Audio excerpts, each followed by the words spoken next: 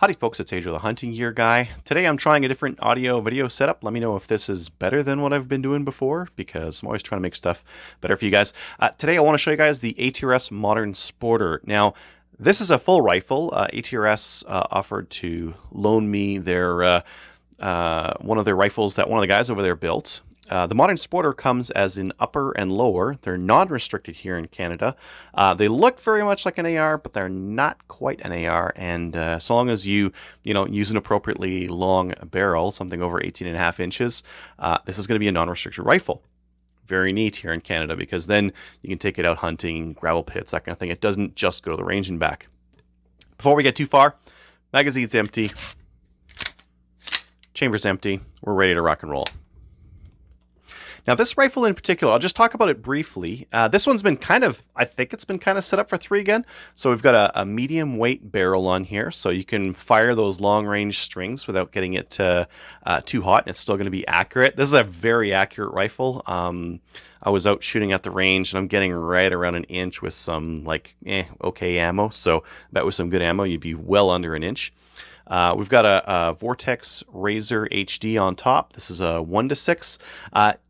Even shooting 3-gun though, I only ever really used it on 2 magnification because I just didn't need any more. It's when you get really clear glass like this, the extra magnification is nice, and some of you guys might need it to shoot further, but I prefer a lower mag just to give me a little bit more visibility. And we've got a whole bunch of fancy stuff on here. It's been all kitted out with titanium parts in the lower. We've got a Calvin Elite from Timney on the as a trigger, nice Ergo grip, and Magpul stock on the back. So this is a very well outfitted Modern Sporter. For you guys out there who are looking at buying a Modern Sporter, you're going to get a lower and an upper. Now, you could get ATRS to kit one of these out, or you can do it yourself. And I think that's part of the cool thing about these rifles, because ATRS has been offering their Modern Varminter and their Modern Hunter, which are 223 and 308 based platforms for a while now. This is one that you can build yourself and kind of dress up with however which way you want to, right? So you could set it up as a hunting rifle, something with potentially a very lightweight barrel, because you're not going to need to take that many shots. Maybe some camo on it instead of all black, or at least something that's not just black. Maybe, I don't know.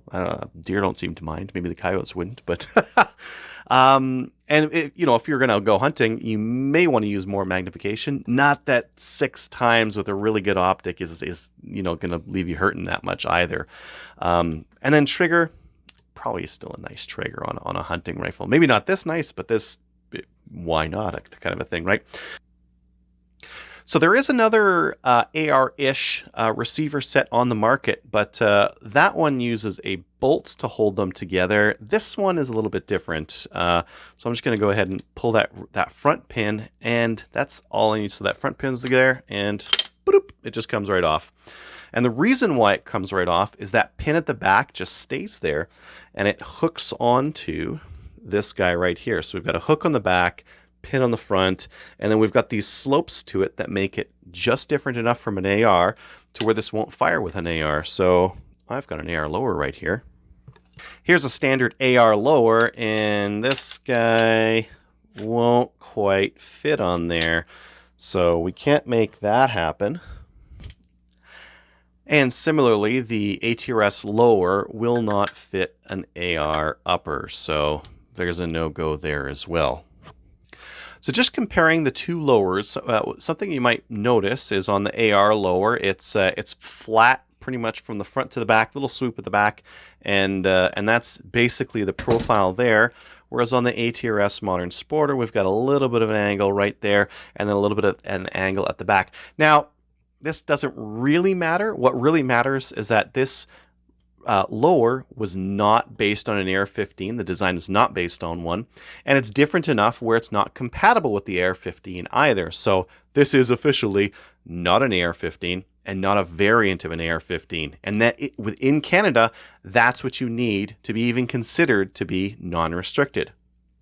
Now, we're non-restricted. This thing also, the nice thing is that it takes mostly AR-15 platform parts, because the AR-15 has exploded in popularity in the US. There are a pile of parts for it. So trying to get any of these parts here, you can get them at a variety of price points, a variety of qualities, and a variety of specific uses, for example. So like on here, we've got a short throw safety. So instead of having the full, that's not even an ambi one there. This is my AR just has a one-sided one, and it's a 90-degree throw, whereas this one is ambidextrous, and it's just a short 45-degree throw, and you can see that they're nice and shiny and cool looking.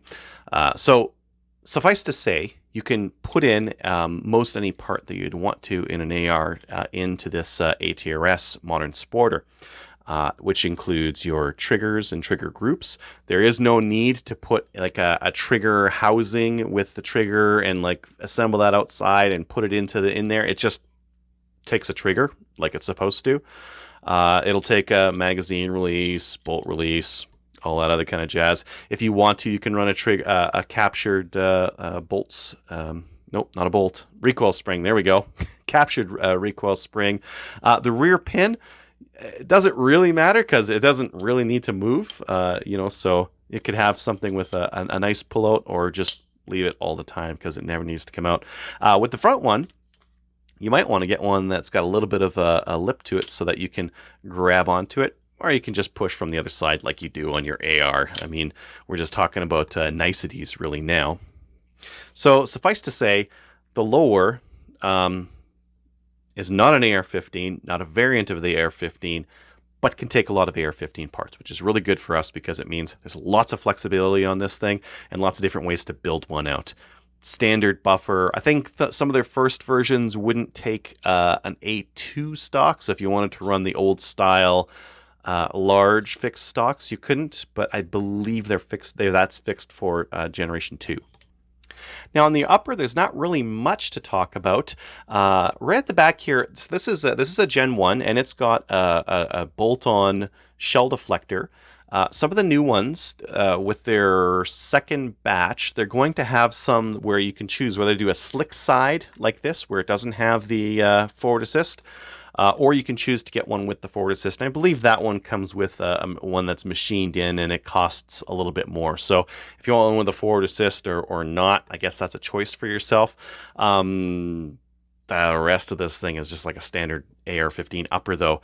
It takes a standard AR-15 bolt carrier groups, BCGs, and charging handles, and who cares really about the rest.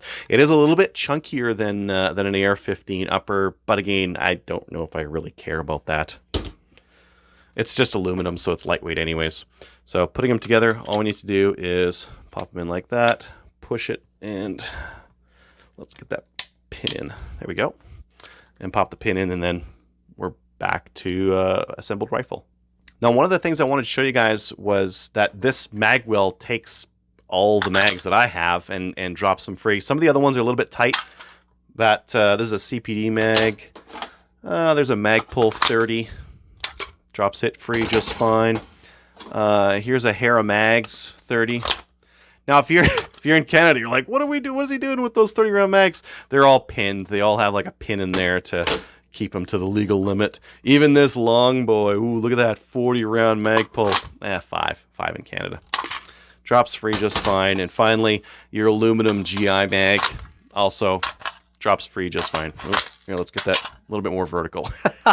And yeah, the Magwell is fine. And this guy, you could take coyote hunting. Now, would you want one of these for coyote hunting instead of like a bolt action? Yeah.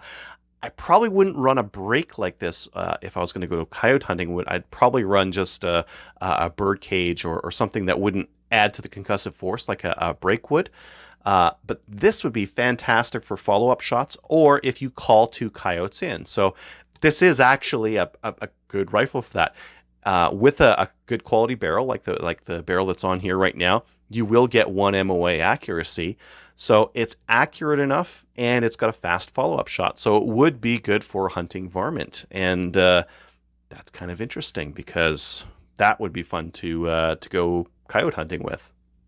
The other cool thing is that this will flex into shooting a 3-gun or a service rifle or any of your competitions very easily. So for some guys, they don't want to have restricted firearms. They don't want to have firearms that have a little registration card that has to go around with them. They have to be double locked. You got to put a trigger lock, and you have to put it in a locked container. Whereas with non-restricteds, you don't have to do some of those things. And some of the guys like really appreciate that and would rather run a non-restricted rifle. So a rifle like this is very close to an AR-15, but not quite an AR-15. So in terms of non-restricted AR-15 similar rifles that are in the Canadian market right now, there's a couple different rifles out there.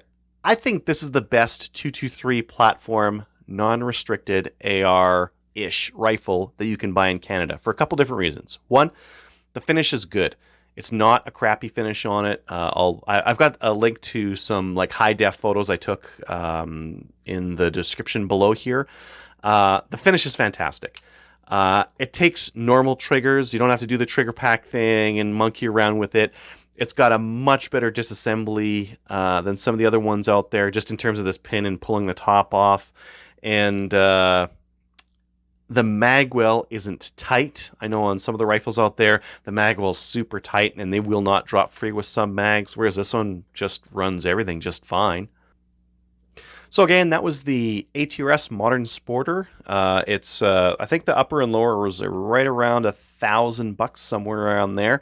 And then by the time you kit one of these things out, you're going to be $2,000, $2,500, or $3,000, depending on what you do for your optic and that kind of thing.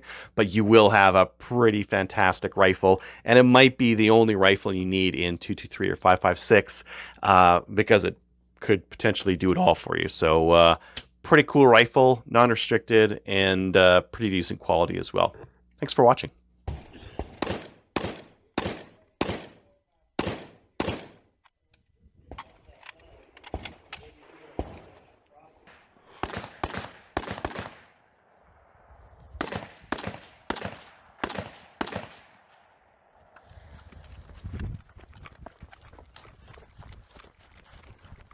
No, I'm not running at top speed because the ground here is pretty uneven and I don't want to roll my ankle or anything. Now I've got this Razor Vortex set to 2 times. I don't have anything crazy. And I go 1 for 1 on these long range targets. Anywhere from 150 to 350 or so, somewhere in there. And that's all with that ATRS Modern Sporter.